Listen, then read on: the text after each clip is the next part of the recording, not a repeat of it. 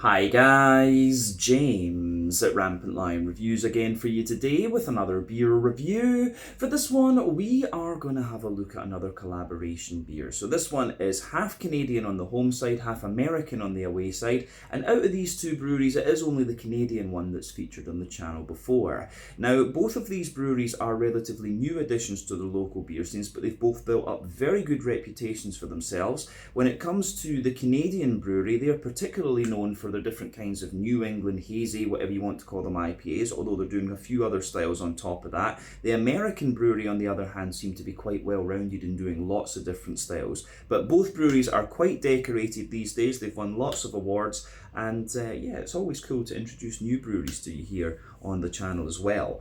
But the beer we're going to have a look at today is one of the Canadian brewery's latest releases here in Hong Kong. I've heard very good things about it. It's a style that's very popular just now, and a style that I know the Canadian brewery can do very, very well. And I've heard good things about this style from the American brewery too.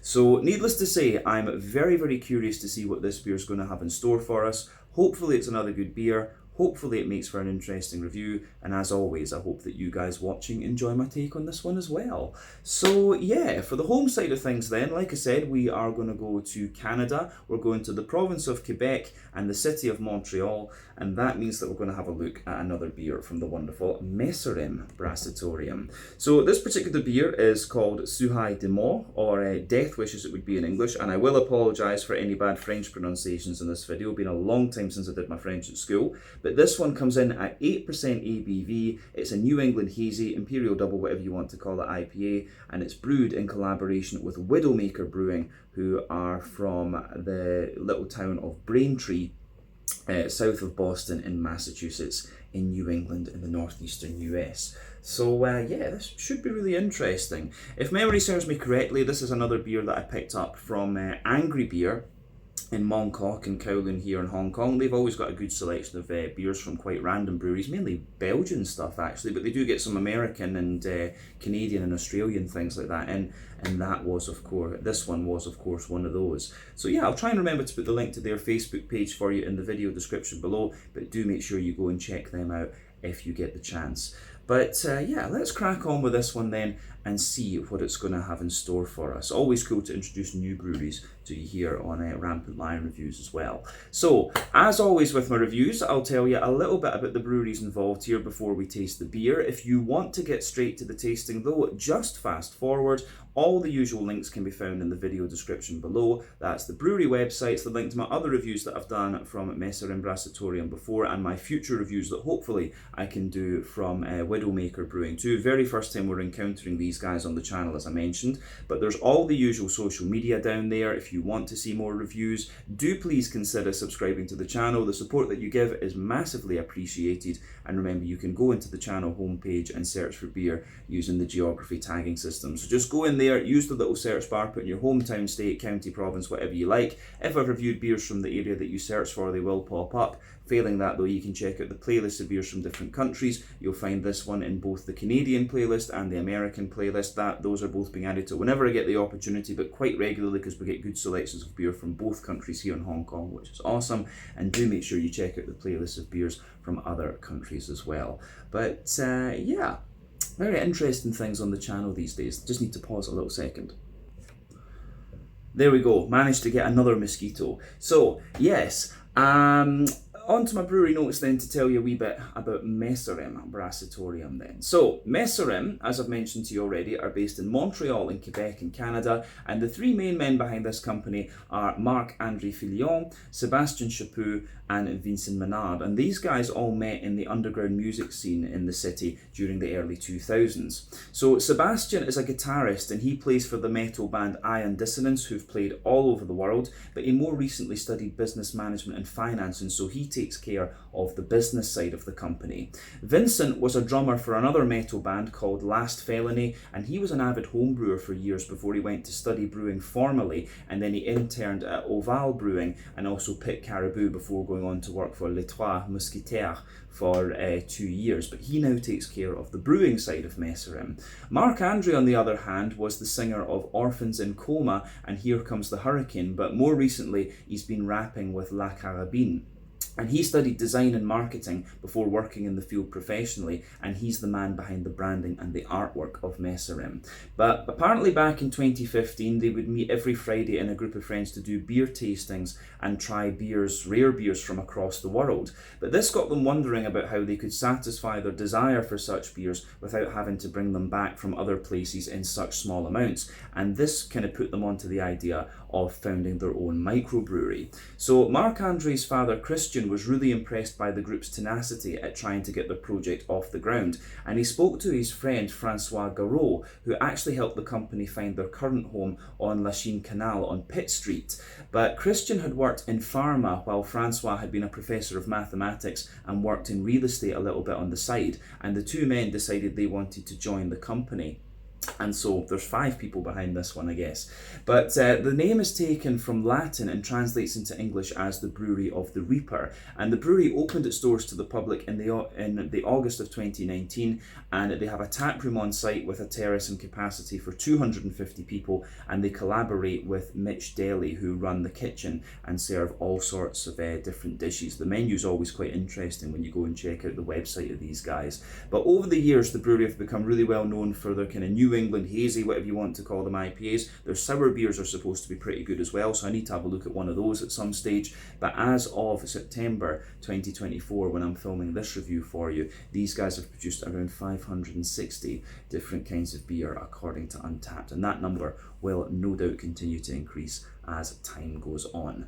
But yeah, that is everything I can really tell you about Messorem Bractorium for the moment. If you want to learn more about these guys, you can check out the brewery website, you can follow them on Facebook and Instagram to keep up to date with all the latest goings on, and you can check out the Rate Beer, Untappd and Beer Advocate pages to learn a little bit more about all the different beers that these guys have done. So yeah, let's go on to the American side of things then, to Widowmaker Brewing. So Widowmaker Brewing, as I mentioned to you earlier, are based in Braintree, if you know, you know. But they're based in Braintree in Massachusetts, just to the south of Boston in New England in the northeastern US. And this company was founded back in 2016 by Ryan Lavery, Colin Foley, and Bud Lazaro. So Colin comes from a background in security and corrections, while Ryan worked in retirement services for a number of years. And these two guys lived in Quincy, and they were long-term home brewers that apparently used to serve their beers at street parties, porch parties, whatever you want to call them. And a number of their early recipes were actually completed during this particular phase. But in 2016, they decided it was time to turn professional, and they started looking for a place in Quincy to set up their brewery. But they didn't have much luck with this, although they did manage to find a place close to the town line in Braintree on Wood Road, so they decided to take that one. So they spent 10 months renovating the space, and it opened its doors to the public in September of 2017. They've got a tap room and patio on this site as well, which I have to say does look pretty nice when you look at the pictures.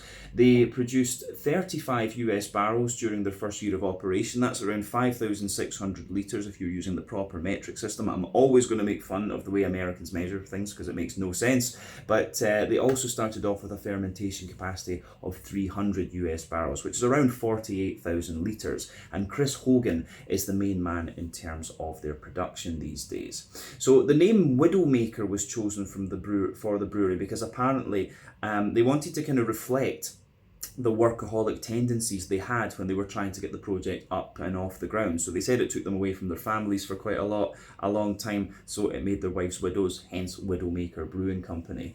But over the last few years, they've continued to expand the brewery infrastructure, and they've opened a number of summer beer gardens. In 2023, Kenny Semkin joined the company after he bought Bud Lazaro's shares, and they opened a new location in the Brighton area of Boston that year too, taking over the former home of Bractorium Brewhouse and Kitchen, and this has also helped them expand their brewing and fermentation capacity too.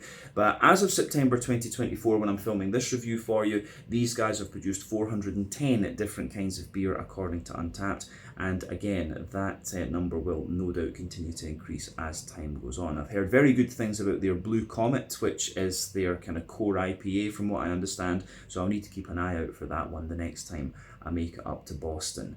But yeah, that is everything I can really tell you about Widowmaker Brewing Company for the moment. If you want to learn more about these guys, you can check out the brewery website. You can follow them on Facebook and Instagram to keep up to date with all the latest goings on. And you can check out the Rate Beer, Untappd and Beer Advocate pages to learn a wee bit more about all the different beers that these guys have done.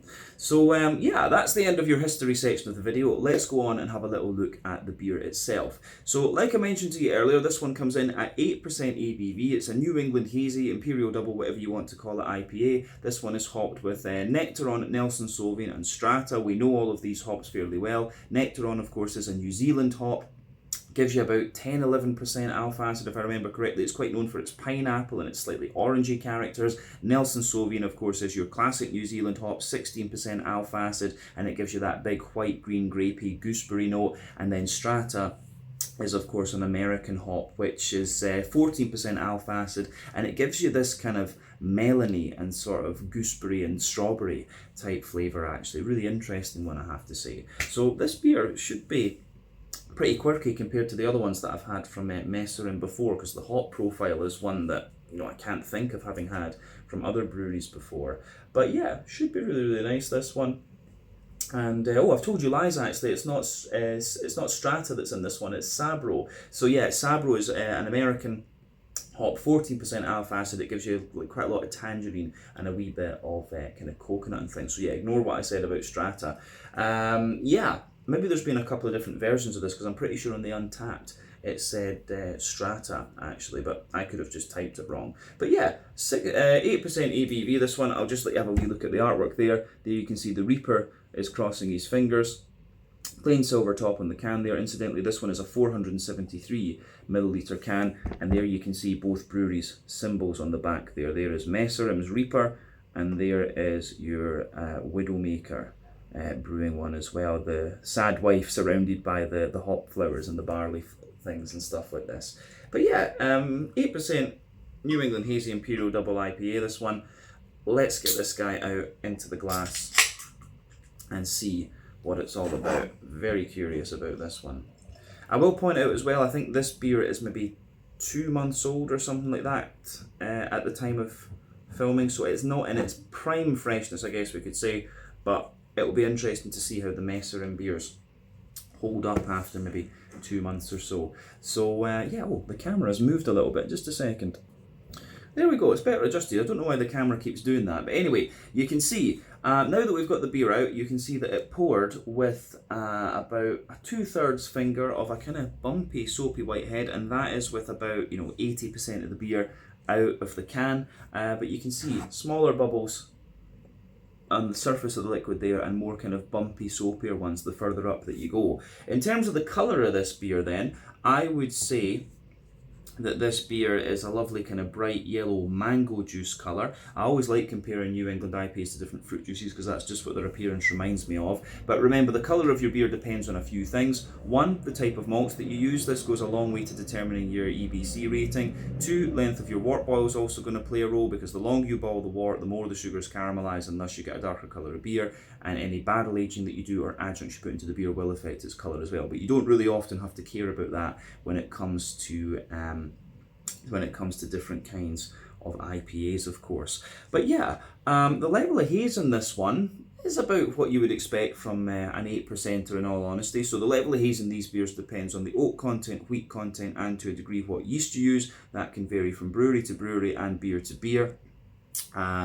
No real rule about that, but not too much in the way of visible carbonation with this one. And if you shine the light through it, it does actually have a nice kind of more rich, very slight amber note coming out of it. But all in all, appearance-wise, this one is pretty much what you would expect from a New England Hazy of any description, be it pale, single, double, triple, whatever.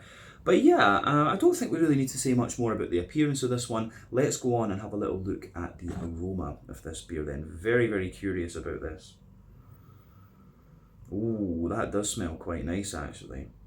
Lots of orange coming out of this one, but that makes sense when you've got Nectaron and Sabro in this. Yeah, I think I'm going to enjoy this because of the orangey characters. I'm a sucker for orangey leaning IPAs, both on the West Coast and the New England side of things. Amarillo was always my favourite hop back in the day, before loads of other ones like Mosaic and Mandarin Bavaria and all of this appeared. But yeah, really nice smelling beer, this one. The thing about the Messorem beers is they always have this lovely soft kind of breadiness to them as well. So you've got some lovely kind of bready character coming out. There's a nice big bright pungent green component, and of course you've got the nice oily orange in there too. But yeah,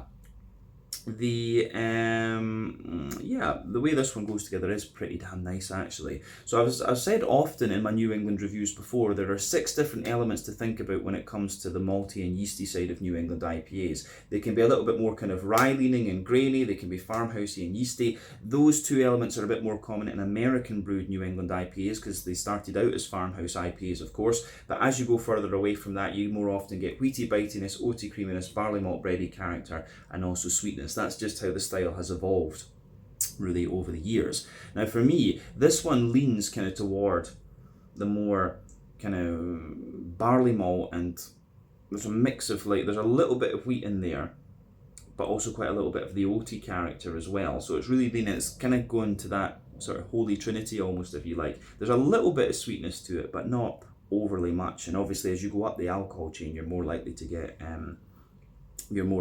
more sweetness out of these things. But this one smells really nice. So let's just break the aroma down for you a little bit and describe it a wee bit more in depth. So for me, the backbone of this beer, you've got some lovely kind of fresh white bready bread crust in there. That's great.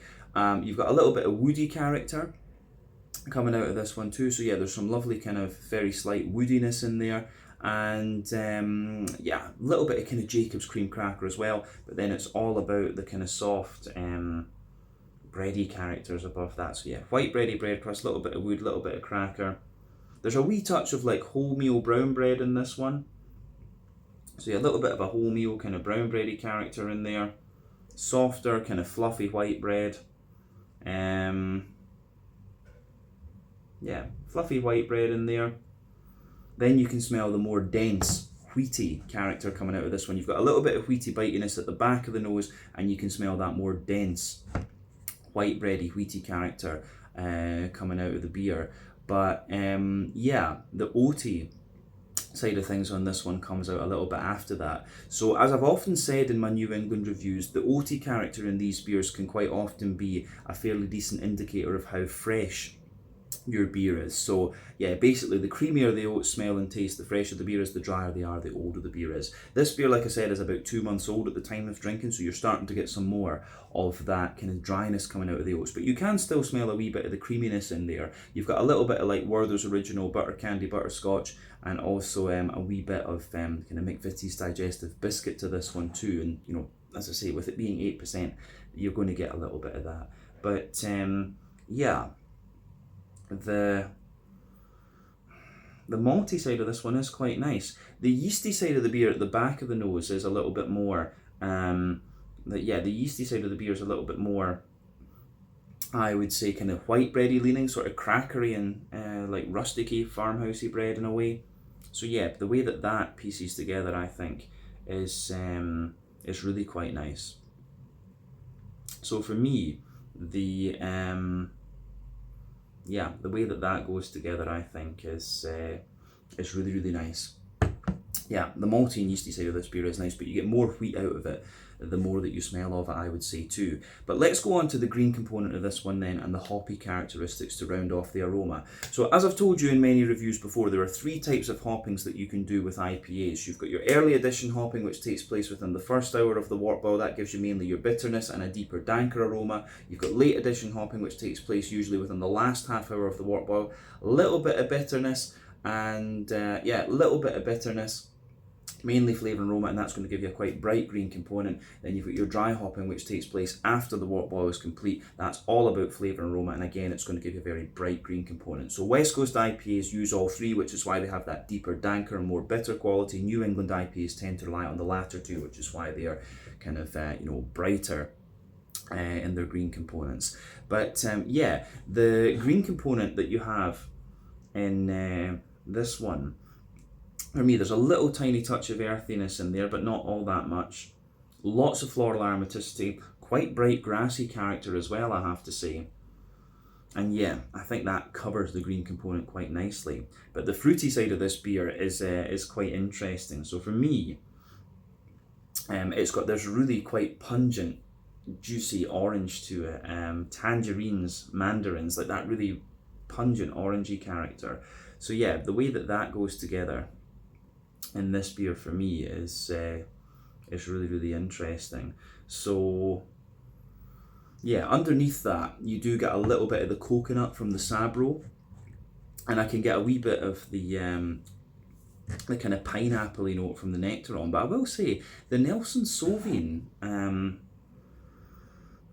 you have to take the nose in really deeply to get that kind of gooseberry, white green grapey note out of the Nelson Sauvin in this one. So that's quite interesting, I have to say. Wasn't quite expecting that. Yeah, interesting stuff. But yeah, if you take when your nose adjusts to it, you will get a wee bit more of that white green gooseberry character from the Nelson Sauvin, of course. But yeah, really nice smelling beer, this one. I think this is going to be good. So yeah, as I always say, take a little bit of time to enjoy the aroma of the beer before you get stuck into it. But I think it's about time for us to taste this one and see what it's all about. So yeah, this one is the Souhait De Mort, an 8% New England Hazy Imperial Double, whatever you want to call it, IPA from Messorem Bractorium in Montreal, Quebec, and brewed in collaboration with Widowmaker Brewing from Braintree in Massachusetts, down in the US. Let's get stuck into this one. Slàinte, skål, cheers, santé.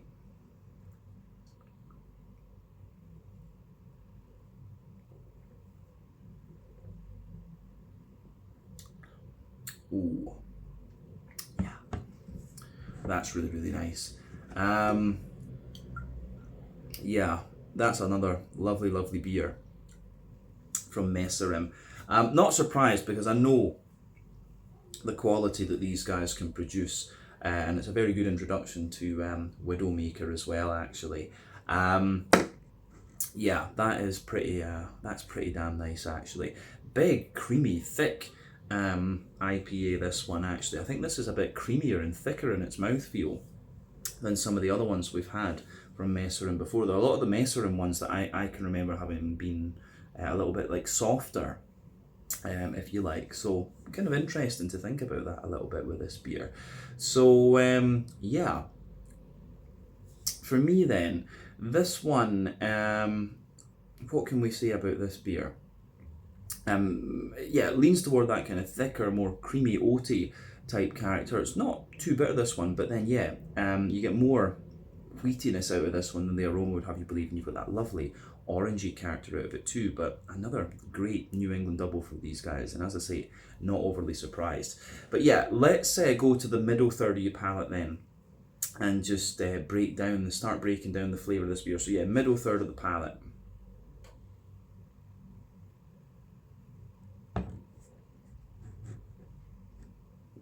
So yeah, backbone of the beer, you've got that lovely kind of fresh white bready bread crust in there. Yeah, lovely fresh white bready bread crust in there. You get a little bit of woodiness coming out of the malt base in there as well. So yeah, lovely fresh white bready bread crust in there, a little bit of woodiness. Then you've got a kind of Jacob's cream crackery type character sitting on top of it there as well. I will say that the malt base in this one does seem to have a little bit more kind of pungency to its flavour, which is quite interesting too. So yeah, above the kind of crackery notes, you start to get a little bit of the brown bready character, and that I do quite enjoy as well, I have to say. So yeah, lovely kind of brown bready character that's in there. The Jacob's cream cracker, the more dense brown bready character is in there, and it's got a little bit of sweetness to it as well. Then you get the fluffier white bready notes from the barley malt, and you can feel the more dense wheaty characteristics coming out of this one as well. So yeah, the wheaty notes in this beer are quite interesting because they have got a little bit of bite to them. As I've often said, you know, oats and wheat can be a bit different depending on where they're from. American wheat tends to be a bit smoother, European wheat's a bit more bitey, European oats are a bit more creamy, North American oats are a little bit more kind of porridgey in a sense. So yeah, the wheaty character in this one, you can feel that more dense white bready character in there. And as I say, further back on that middle third of the palate, it's got a wee bit more bite to it, which is really interesting. But yeah, above the wheaty character,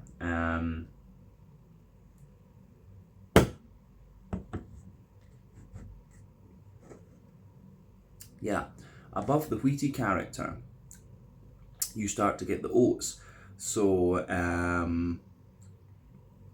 the oaty side of this beer is kind of interesting, because if you go down the middle line of your palate there, you can feel there's a bit of the creaminess there, but you also, as you move, you've got a little bit of the creaminess there, and as you move out toward the edge of the, if you move out toward the edge of the middle third of your palate, you start to get little bits of kind of dryness out of the oaty character as well. So yeah, a bit of creaminess down the middle, a little bit of dryness around the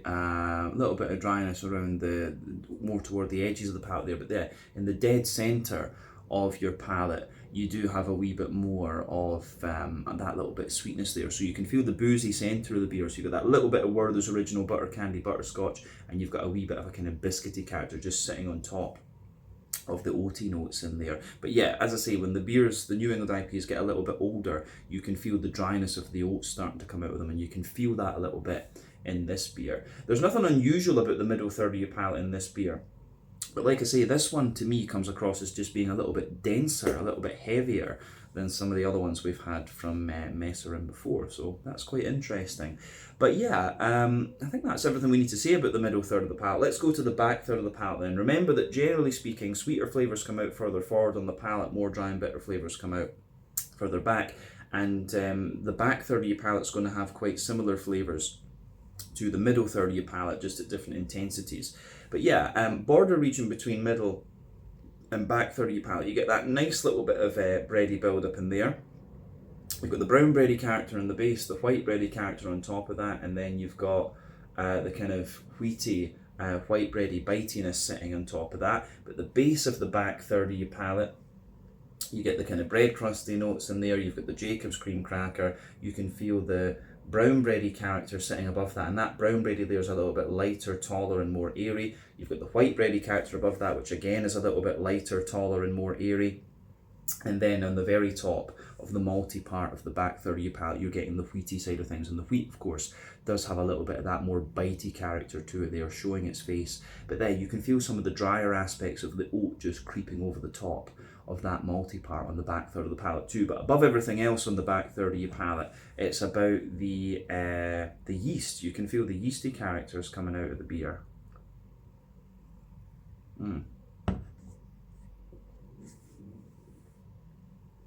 So yeah, the yeasty side of this beer then. What can we say about that? So, yeasty side of the beer for me, I'd say at the core, it comes across as being a little bit more like a kind of rustic. It's got a little bit of white bready sweetness there, so you get that wee bit of oily sweetness in the white bread. So yeah, a little bit of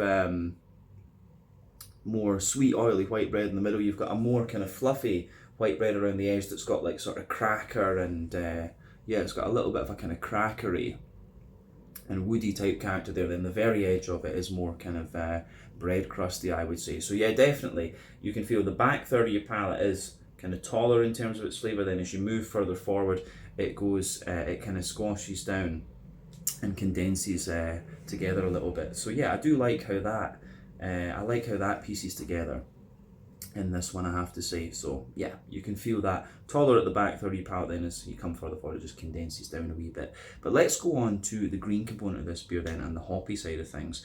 So yeah, I am wondering with this beer if it's had a little bit more early edition hopping, because it does have a wee touch of like lingering bitterness to it, which is interesting. So back corners of the palate, you've got that nice little bit of earthiness in there. As you move further forward, it's got a wee touch of a kind of herbally, slightly vegetally sort of thing coming out of it, which is interesting. And then as you push further forward, you can feel there's a wee touch of like pine resiny character there. And as you reach the front corners of the palate, it's definitely more sort of floral aromatic and a wee bit spicy as well, which is nice. But round the front curve of the tongue, it's a little bit lighter and more grassy, I would say. So yeah, a wee bit of zestiness coming out of the grassy character too.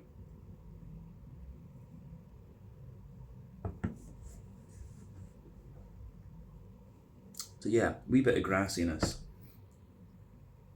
coming out of this one, which is quite nice. But the green component, the more you go into the aftertaste, it does get a little bit more kind of oily.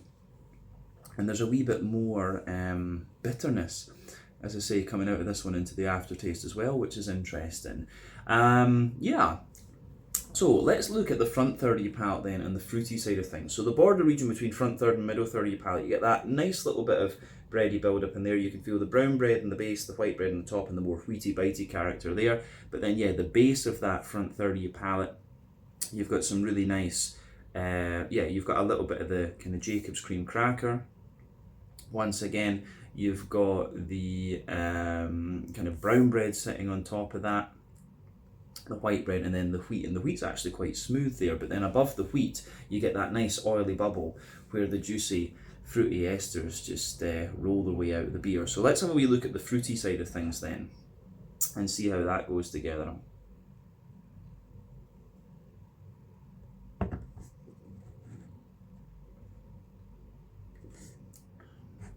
Yeah.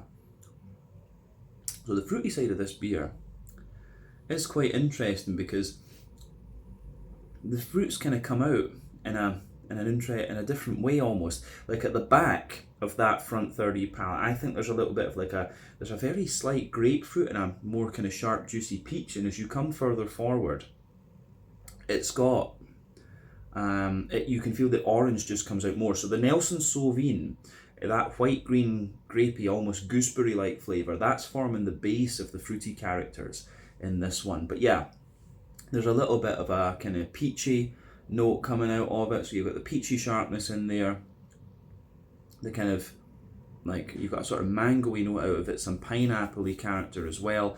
And then yeah, as you move further forward, you get more and more kind of big, oily, tangerine orange, and it gets quite zesty as you reach almost the kind of front tip of your palate there. You can feel a wee bit of the kind of coconut from the Sabro coming out of this one into the aftertaste as well. Like you get more of the oaty creaminess coming out and a wee bit of that coconutty character from the Sabro.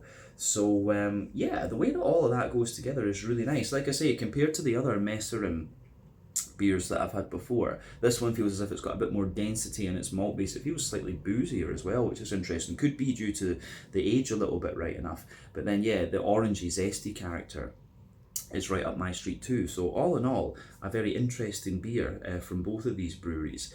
But yeah, I think we've said everything we need to about the flavour of this one, in honesty. So let's round off the review with a wee quick look at the mouthfeel. So for me,